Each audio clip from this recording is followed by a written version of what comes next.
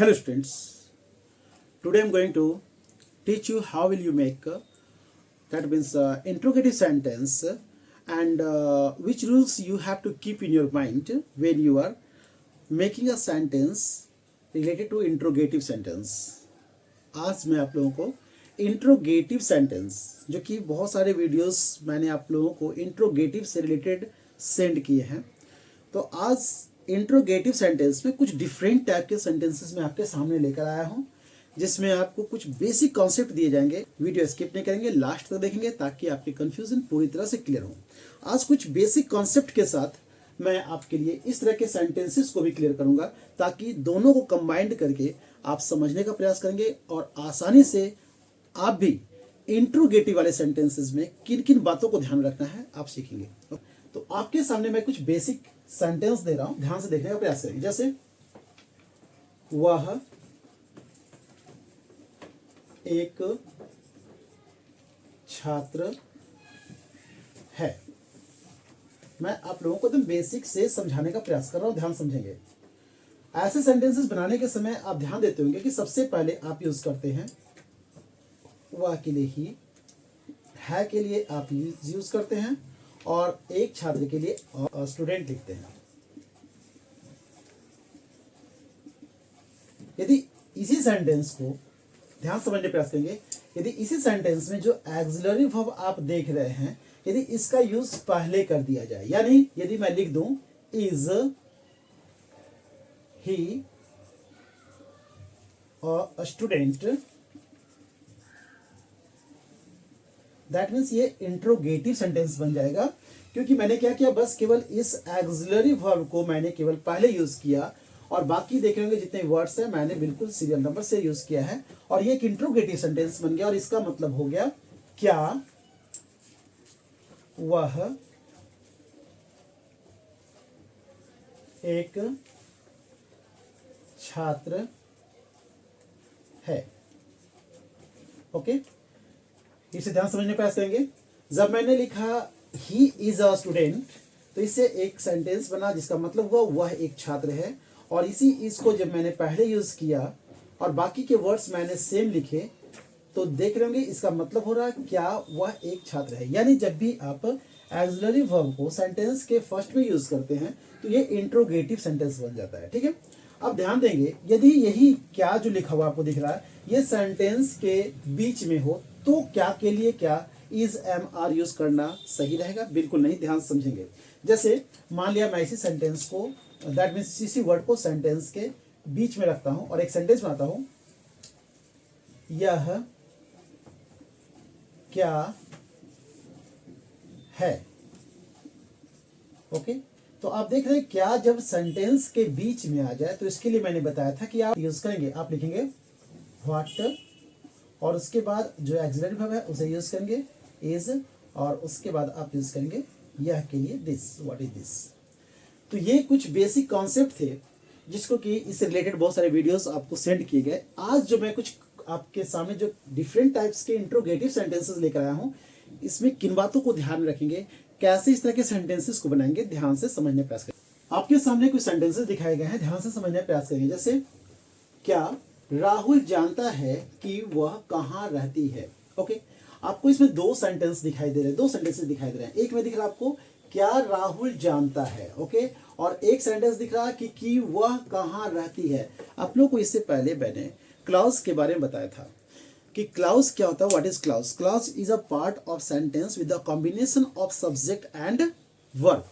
जब किसी सेंटेंस में सब्जेक्ट और वर्ब हो तो उससे हम लोग क्या बोलते हैं, क्लाउज कहते हैं। ओके, तो आप देख रहे हो कि आपके सामने सब्जेक्ट और वर्ब लेफ्ट साइड भी दिख रहा है और सब्जेक्ट और वर्ब राइट साइड भी दिख रहा है, यानी आपको क्लाउज दिख रहा है। ओके, जब भी इस तरह के सेंटेंसेस दिखाई दें जिसमें आप लोगों को दैट मीन्स कि दो सेंटेंसेज, एक को बोलते हैं हम लोग मेन क्लाउज यानी प्रिंसिपल क्लाउज और एक है आपका सब ऑर्डिनेट क्लाउज यानी डिपेंडेंट क्लाउज। ओके, तो जब भी इस तरह के सेंटेंसेस बना रहे हो तो किन बातों को आप ध्यान में रखेंगे।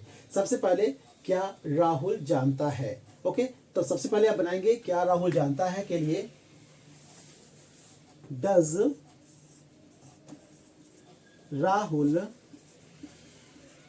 ओके, और चूंकि डू डज यूज करने के बाद वर्ब को उसके फर्स्ट फॉर्म में यूज करते हैं तो लिखेंगे नो, अब इस बात का विशेष ध्यान दें, जब भी इस तरह के सेंटेंसेस बना रहे हैं तो की के लिए आप दैट यूज नहीं करेंगे, क्योंकि ये एक सबऑर्डिनेट क्लॉज है, और सबऑर्डिनेट क्लॉज को जब आप बनाते हैं दैट मीन्स सेंटेंस को दैट मीन्स एक दूसरे से अटैच करने का प्रयास करते हैं, उस कंडीशन में यदि सेंटेंस में WH वर्ड यूज हुआ है तो आप उसी वर्ड का यूज करेंगे, यानी कहाँ का क्या होता है, वेयर। ओके, और देखा कि डज राहुल नो, कहाँ के लिए मैंने वेयर यूज किया। अब उसके बाद वह सी, वेयर सी, और राना के लिए क्या होता है, लिव, तो आप यहाँ यूज करेंगे लिव को उसके 5th फॉर्म में। तो ध्यान से देखने और समझने का प्रयास करें, जब भी आप इस तरह सेंटेंसेस बना रहे हैं तो सबसे पहले लेफ्ट पार्ट जिसको हम क्या कहते हैं, प्रिंसिपल क्लाउज, और जो राइट साइड में देख रहे हैं वो हमारा है सबऑर्डिनेट क्लाउज, और दो सेंटेंस एक साथ आ रहे हैं और दोनों को जोड़ने वाला वर्ड यहाँ पर दिख रहा होगा, एक की वर्ड आ रहा है, और की के लिए हम लोग ज्यादातर दैट यूज करते हैं, लेकिन ध्यान देंगे जब भी WH वर्ड देखें उस कंडीशन में की के लिए दैट यूज नहीं करेंगे। Okay, now the next sentence, listen carefully, ध्यान समझने प्रयास करेंगे। और वह, क्या वह कभी नहीं जानेगा, पहले आप इस सेंटेंस को दैट मीन्स कि ट्रांसलेट करेंगे, क्या वह कभी नहीं जानेगा। तो फर्स्ट सेंटेंस जो देख रहे थे आप सिंपल प्रेजेंट से रिलेटेड था, और सेकेंड जो सेंटेंस देख रहे हैं जिसका फर्स्ट पार्ट आपको दिख रहा है फ्यूचर टेंस में। ओके, तो ध्यान से देखेंगे और समझने का प्रयास करेंगे। तो क्या लिखेंगे इसके लिए, क्या वह कभी नहीं जानेगा, तो क्या के लिए, चूंकि गागे के लिए क्या यूज करते हैं हम लोग, शैल या विल, तो आप लिखेंगे विल, वह के लिए ही, और कभी नहीं के लिए नेवर, और जानना का क्या होता है, no, will he never know. ठीक है, आगे लिखा हुआ है कि उसकी कलम किसने, फिर आपको WH वर्ड दिख रहा है किसने, यानी कौन, कौन के लिए क्या यूज करते हैं, हु, आप लिखेंगे हु। ओके, और इसके साथ ही साथ आप ध्यान देंगे चूंकि चुराई है जो कि परफेक्ट को बता रहा है, प्रेजेंट परफेक्ट को दर्शा रहा है, तो प्रेजेंट परफेक्ट वाले सेंटेंस में आप क्या यूज करते हैं, हैज या हैव यूज करते हैं। तो हु हैज, और वर्ब को उसके 3rd फॉर्म में, यानी चोरी करना क्या स्टील होता है, 3rd फॉर्म का स्टोलन होता है, हु हैज स्टोलन, स्टोलन। ठीक है, हिज, उसकी कलम, यानी his pen. Okay, next sentence ध्यान से समझने का प्रयास करेंगे, जैसे राधा जानती है कि उसका भाई क्यों नहीं पढ़ेगा। फिर यहां देख रहे हैं आप कि आपको एक सिंपल प्रेजेंट टेंस का सेंटेंस दिख रहा है, और दोनों सेंटेंस और इस सेंटेंस में थोड़ा डिफरेंसेस है, ध्यान समझेंगे। ये दो सेंटेंस जो आपको दिख रहे हैं वो इंट्रोगेटिव दिख रहा है, ठीक है, जिसमें ऐसा लग रहा है कि कुछ पूछा जा रहा है, क्या राहुल जानता है कि वह कहाँ रहती है, या क्या वह कभी नहीं जानेगा कि उसकी कलम किसने चुराई है। ये दोनों इंट्रोगेटिव सेंटेंस है, लेकिन इन दो सेंटेंसेस को ध्यान से देखेंगे। राधा जानती है कि उसका भाई क्यों नहीं पढ़ेगा, यानी यहाँ क्वेश्चन नहीं है, यहाँ कोई किसी के बारे में जानता है। ओके, तो इस तरह के सेंटेंसेस को कैसे बनाएंगे ध्यान से देखेंगे। राधा जानती है, यानी लिखेंगे राधा।